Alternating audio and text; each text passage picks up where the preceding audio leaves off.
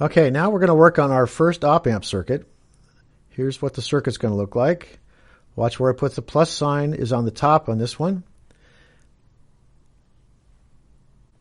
And we're going to have a voltage source over here.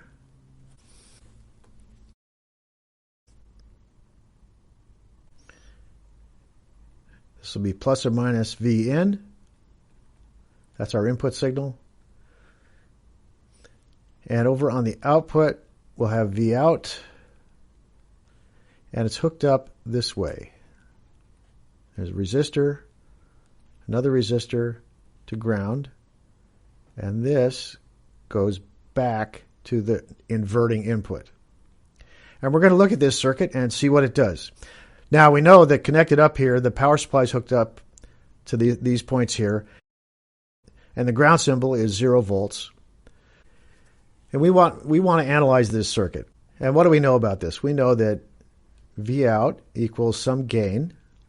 We'll write the gain right there, a big number, times V plus minus V minus.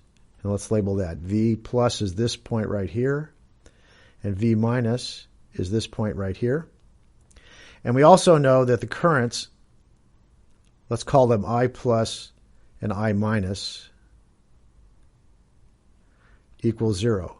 And that's the currents going in here. This is I minus here, and that's I plus. And we know those are both 0. So now what I want to do is describe what's going on inside this triangle symbol in more detail by building a circuit model. All right, and the circuit model for an amplifier looks like this. We have V minus here, V plus here. So this is V in. And over on this side, here's a new symbol that you haven't seen before. It's usually drawn as a diamond shape. And this is a voltage source. But it's a special kind of voltage source. It's called a voltage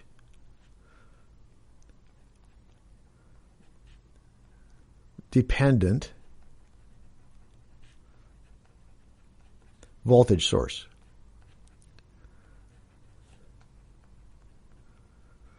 And it's the same as a regular ideal voltage source, except for one thing. It says that the V, in this case V out, equals gain times V plus minus V minus.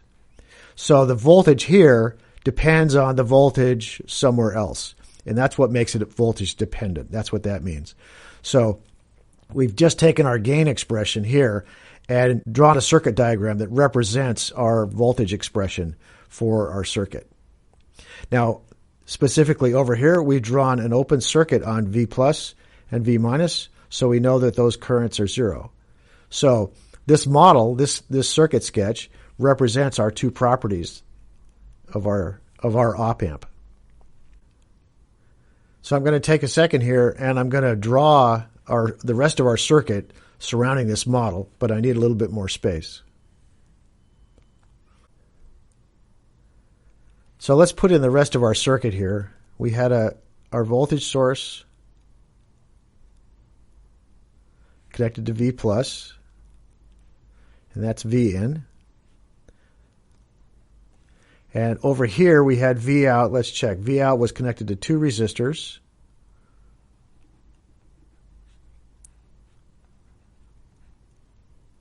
And the bottom is connected to ground.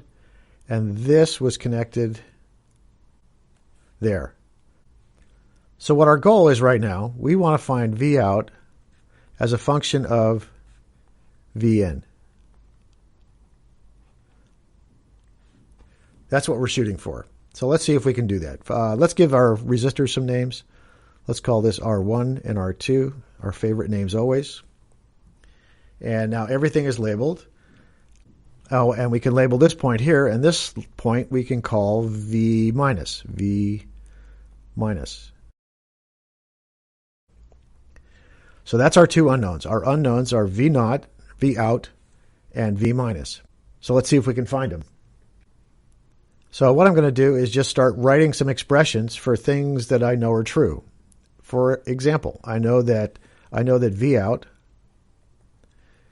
equals A times V plus minus V minus. All right, that's what this op amp is telling us is true. Now, what else do I know? Let's look at this resistor chain here. This resistor chain actually looks a lot like a voltage divider. And it's actually a very good voltage divider. Remember we said this current here? What is this current here? It's 0. I can use the voltage divider expression that I know. In that case, I know that V minus, this is the voltage divider equation, equals V out times what? Times the bottom resistor, remember this? R2 over R1 plus R2. So the voltage divider expression says that when you have a stack of resistors like this, with a voltage on the top and ground on the bottom, this is the expression for the voltage at the midpoint. Okay, so what I'm going to do next is I'm going to take this expression and stuff it right in there. Let's do that. See if we get enough room. Okay, let's go over here. Now I can say that V out equals A times V plus minus V out times R2 over R1 plus R2. Right, so far so good. Let's keep going. Let's keep working on this.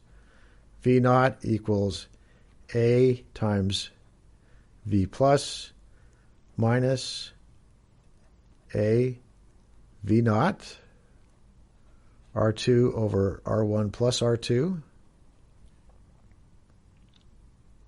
All right, so now I'm going to gather all the V naught terms over on the left-hand side. Let's try that. So that gives me V naught plus AV naught times R2 over R1 plus R2, and that equals A times V plus. And actually I can change that now. V plus is what? V plus is V in. Okay, let's keep going. I can factor out the V naught. V naught is 1 plus A R2 over R1 plus R2. And that equals AV in. All right, so we're getting close. And our original goal, we want to find V out in terms of V in. So I'm going to take this whole expression here and divide it over to the other side. So then I have just V naught on this side and V in on the other side. Let's make some more room. I can do that. I can say V naught equals A V in divided by this big old expression, 1 plus A R2 over R1 plus R2. All right, so that's our answer. That's the answer. That's V out equals some function of V in. Now I want to make it a really important observation here. This is going to be a real cool simplification. Okay, so this is the point where op-amp theory gets really cool. Watch what happens here. We know that A is a giant number. A is something like 10 to the 5th or 10 to the 6th. And it's whatever we have here. If our resistors are sort of normal size resistors, we know that a giant number times a normal number is still going to be a very big number compared to 1. So this 1 is almost insignificant in this expression down here.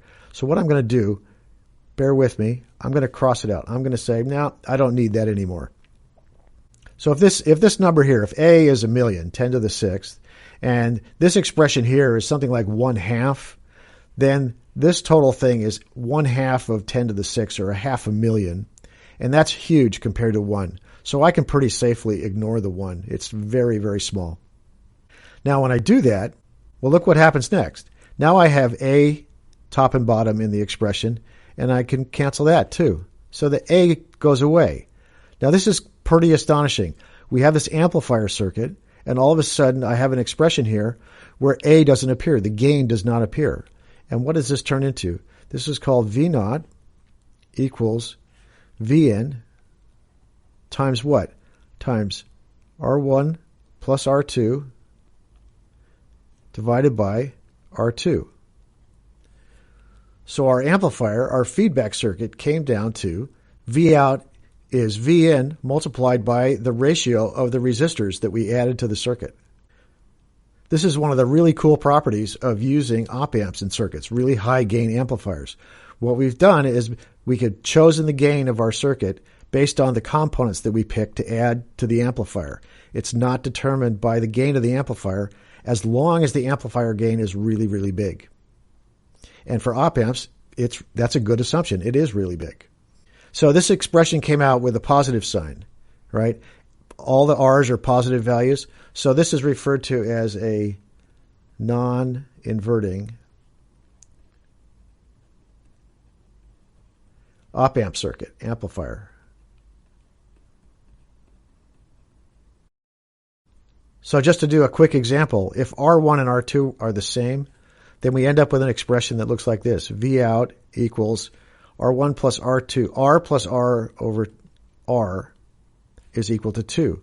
So the gain is 2 times Vn. So just to do a quick sketch, just to remind ourselves what this looks like.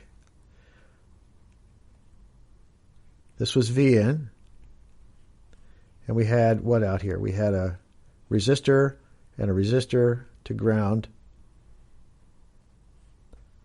And this is V out.